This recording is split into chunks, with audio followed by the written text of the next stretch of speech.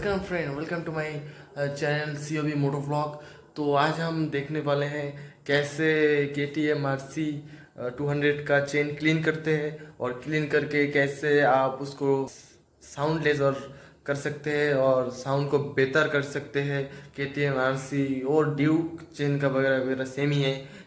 तो इसके लिए एक प्रॉब्लम आता है सबके लिए, जो राइडर है 200 कोई राइड पे गया है, कोई राइडर 200-300 के में राइड किया है और ऑफ रोड था, थोड़ी थोड़ी ऑफ रोड था। तो इसके लिए क्या होता है, चेन में धूल मिट्टी सब जम जाता है। तो इसके लिए जल जाता है, इसलिए chain cut cut cut cut cut cut एक आवाज़ करती है। तो इस आवाज़ को कैसे दूर करें और कैसे चेन को क्लीन करें आज हम दिखाएंगे। और इस प्रोसेस को आप करिए तो अच्छा होगा। पास वाले गैरेज पे वो घर में कर सकते। तो चलिए फ्रेंड, वीडियो को हम शुरू करते हैं और प्लीज़ वीडियो को फुल देखना।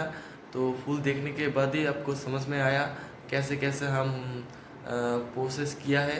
तो चलिए देखते हैं।